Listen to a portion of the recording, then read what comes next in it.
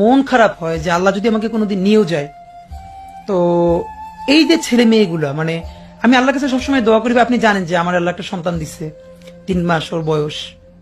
আমার বাচ্চাটা তো আমি 3 মাসে 30 মিনিটও কোলে নিতে পারি নাই। তো আমার ওয়াইফ খুব মাঝে মধ্যে আর কি মজা করে বাচ্চারে বলে যে ইনকিলাব মঞ্চের মুখপাত্র তোমার সাথে দেখা করতে আসছে। তো আমার এই প্রথম মনে হলো কি যে আমি ভাইয়ারে বলি, ভাই আল্লাহ যদি আমাকে নিয়ে যায় আমার বাচ্চাটার দিকে একটু খেয়াল রাখেন।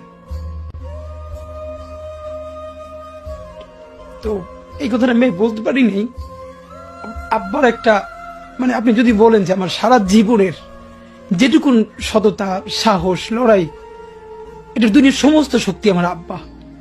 আমি যদি কিছু হইলেও করতে পারি সততার সাথে, আল্লাহ যদি আমার রহম করে, তাহলে আমার ছেলে, আমার পরিবার, আমার ভাই বোন, আমার ইনকিলাব মঞ্চের ভাই বোন গুলো, এগুলো আল্লাহ দেখবে যেভাবে আল্লাহ এখন আমাদেরকে দেখতেছে।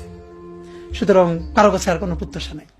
মানে আমি জানি যে আমরা এক সময় সঙ্গীহীন হয়ে যাব, আমাদের সাথে কেউ থাকবে না, আমরা সবাইকে হারাই ফেলবো, কিন্তু এতগুলো মানুষের জীবন চিরতরে অন্ধ, পঙ্গু। কিভাবে এটা আমি অনেকবার বলছি, ঢাকা বিশ্ববিদ্যালয় মসজিদ থেকে নামাজ পড়ে বেরোচ্ছে, টিআরটি ওয়ার্ল্ড একটা ছেলেকে ইন্টারভিউ করবে জুলাইয়ের আহত, তা আমাকে দেখে ওনারা কথা বলতেছে, তখন ছেলেটা শুনতেছে যে আমি এসছি। ও কোরআনের হাফেজ, মনে হয় 21 না 22 বছরের, 2 চোখ চিরতরে হারাই গেছে, আলো ফিরবে না। তা আমার কাঁধে হাত রেখে বললো কি যে হাদি ভাই, আমার সপ্তাহখানেকের জন্য আমার একটা চোখে একটু আলো ফিরিয়ে দেওয়া যায়? আমি বললাম ভাই 1 সপ্তাহের জন্য কেন? বললো ভাই অন্তত আমার মারে আমার খুব একবার দেখতে মন চাই। আমার মা আমার অনেক নিষেধ করছিল আন্দোলনে যাইতে, আমি ফিরে আসার সময় মারে দেখি নাই, আমার একটাবার মন চায় আমার মারে দেখি। তো যারা হাজার হাজার কোটি টাকা পাচার করে বিদেশ চলে গেছে,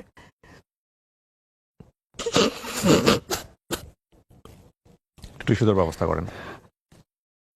সরি ভাই। Please take your time. আওয়ামী লীগের চরিত্রটাই হলো এরকম, এটা যে একটু ভালোবাসে তার সে হত্যা করে। শহীদ প্রেসিডেন্ট জিয়াউর রহমান শেখ হাসিনাকে দেশে আসার অনুমতি দিছিলেন, সুযোগ দিছিলেন এবং বলছে থাক সবাই রাজনীতি করুক। আসার 1 মাসের মধ্যে জিয়াউর রহমান শহীদ হয়ে গেছে, 13 দিনের মধ্যে। এবার দেখেন এই যে আমরা এখন যারা সবাই করতেছি, সুতরাং এটা একটা বিষ। এই বিষের সাথে আমরা কিভাবে লড়াই করব? জাতীয় ঐক্যমত্য তৈরি করতে হবে। সুতরাং পলিটিক্যাল পার্টি এবং সবার প্রতি একটা কথা, প্লিজ আপনারা বিএনপিকে শতভাগ কর্নার করে দিয়েন না। বিএনপি এই আধিপত্যবাদ বিরোধী লড়াইয়ের জন্য আমাদের একটা বড় শক্তি। এই শক্তিকে এত বেশি কর্নার করা যাবে না যাতে তারা গিয়ে আওয়ামী লীগের হাত ধরে ফেলে। যে সে মদ খাইয়া লিভার পচাই ফেলছে বেগম জিয়া, এই গালির বিরুদ্ধে দাঁড়িয়ে যারা কুসুম কুসুম কথা বলে, তো তাদেরকে তো আমরা জিজ্ঞেস করি যে আজকে যে এত সুন্দর কথা বলছেন, ভাবেন বেগম জিয়ার মতো একজন ভদ্র মহিলা, ওনার পলিটিক্যাল পরিচয় বাদ দেন, এরপর দেখেন ওনার সারা জীবন উনি একটা বাহুল্য কথা বলে নাই, বলেননি। তাকে পর্যন্ত শেখ হাসিনা প্রকাশ্য প্রোগ্রামে শত শতবার বলছে যে সে মদ খাইয়া লিভার পচাই ফেলছে বেগম জিয়া।